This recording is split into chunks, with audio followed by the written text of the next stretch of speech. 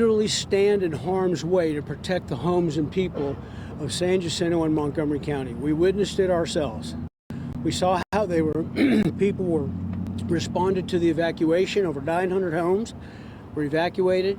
People are trickling in and out right now, but they're not going back in yet. We want to make sure that everything is clear before they do.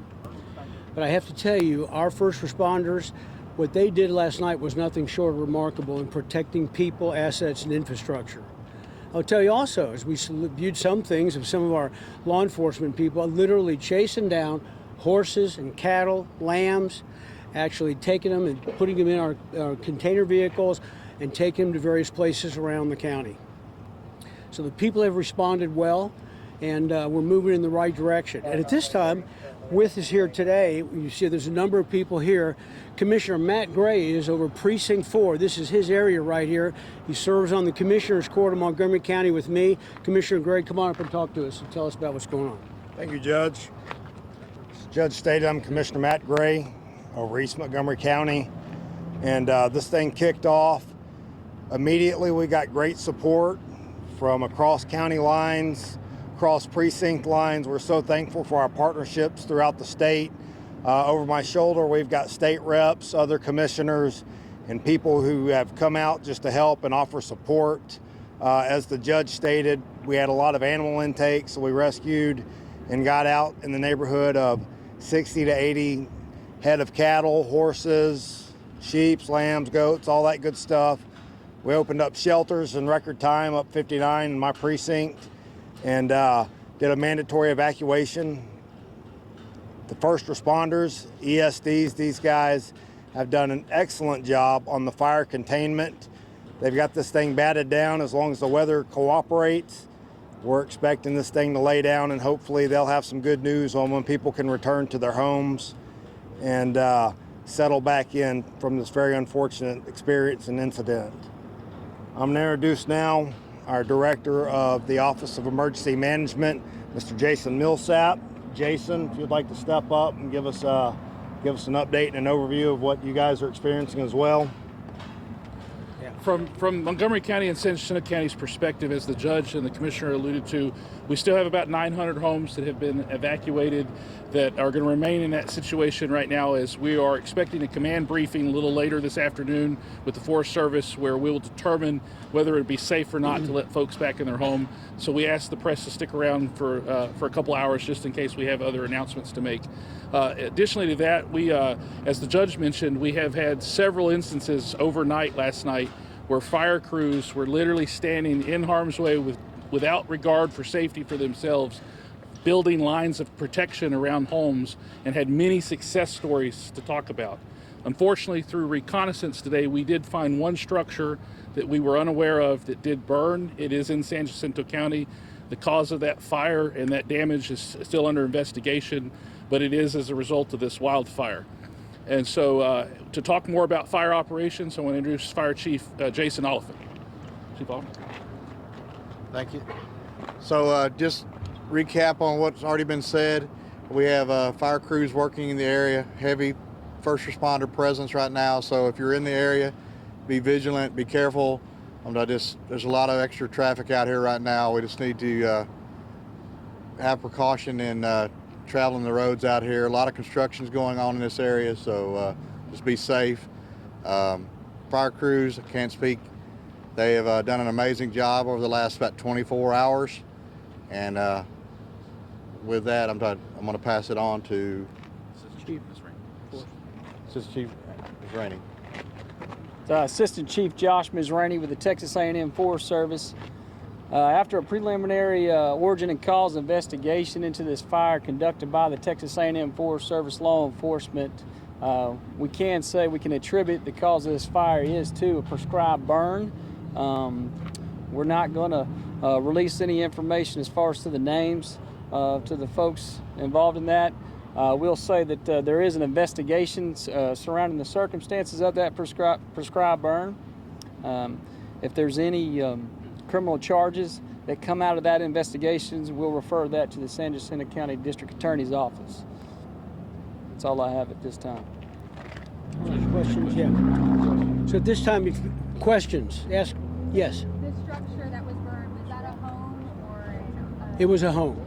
It was a, that home, is that related to where the prescribed burn started? and that I'd have to ask Jason. No, the home was not near where the prescribed burn started. It was much closer to where the head of the fire was last night. Was the family inside the home or anybody inside the home when it was burned? We're working and trying to determine that right now. The house was destroyed, so it's going to take some time for the investigators to take a look at that. But it's definitely a home. It appeared to be occupied before the damage occurred. But did the family evacuate or? We're unaware of that information at this time. How many firefighters or agencies are working?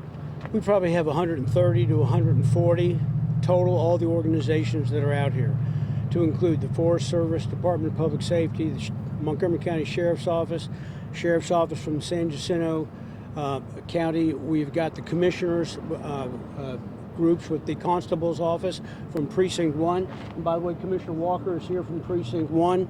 His people are down here, so we have a crowd of people that have been out here helping us, not to mention all of the ESDs that have been involved. They've come from all over the county, all around the area. They've come from Liberty also as well to be here.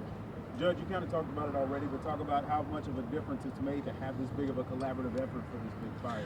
Oh, let me tell you, it's remarkable. One of the things that we have done here in Montgomery County, I'm telling you, we practice this stuff. Jason and his team have done such a good job that they're constantly putting scenarios together and practicing how we handle these scenarios.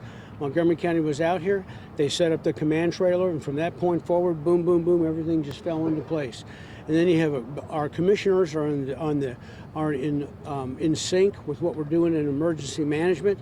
And so I got to tell you, when you take all that together, along with our constables, our ESDs, the Department of Public Safety, TDM, the Texas Department of Emergency Management, and sending their equipment out here, Forestry Service, it's amazing how it all works. We work better as a team than we have turf wars, and we're out on that in Montgomery County. We're here for the people. The only way we can be for the people is by cooperating together. What comprises the aerial firefighting resources? Are they local, county, or state, or federal? Jason? The Texas Forest Service conducts those operations. Those air assets are under contract to the state. And how is the fire different from yesterday? So yesterday we had a very fast head on this fire. It was growing rapidly, and in some cases it spread, like we said this morning, about a mile in 45 minutes. Today that's different. This fire overnight encountered it as it left pine plantations. It encountered different fuel types, and the weather overnight allowed our fire crews to get good lines of containment on it and slow its progress down. It's seen very little forward progress today. It has kind of fanned out just a little bit in its growth, but forward progress has somewhat been stopped. And as a result, you can see over our shoulder, we're not seeing the smoke that we saw yesterday either. And so that makes us feel good as we go into our command briefing tonight. We're going to really look at what could happen with the weather tonight and what could happen with fire behavior. And we hope to have good news later this evening for the residents of both San Jacinto and Montgomery counties. And do you have a report for any missing or unaccounted people? At this time, no, neither county has that. Yes, sir. This is for the Office of Emergency Management. Has the office been made aware of landowner concerns regarding the lack of maintenance on existing pipeline easements? I can't speak to that because the vast majority of this fire, almost 99.9% of it, was in San Jacinto County. I'm the emergency manager for Montgomery County, but I will work with the San Jacinto County partner and find out if there's been any concerns brought to their office's attention. I ask because some of the concerns include reports of deep holes from construction areas where dirt was not compacted well and potential exposed pipe that could be vulnerable for wildfire. So, is there any specific emergency protocols in place in Montgomery County with existing relationship with the NGL pipeline companies? What does that look like? So pipelines are regulated by the Texas Railroad Commission. If we have incidences where they are concerned with safety of that pipeline, it's brought to our attention.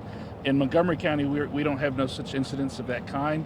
I can tell you, while there may be pipelines in the area where we had fire, we had no pipeline incidences related to that fire. So we have no releases or leaks from pipelines that have been detected or seen by any of the crews, air or ground crews today.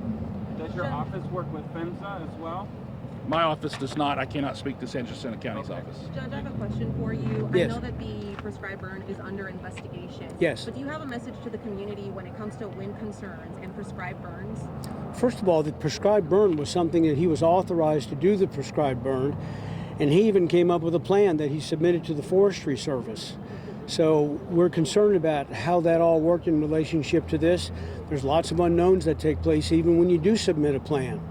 So when we talk about prescribed, it's not, oh, okay, we're going to tell a few people around the area that we're going to have a fire. That's not what this is about at all. It is reported, weather conditions are reported, wind speeds are reported. We know that ahead of time.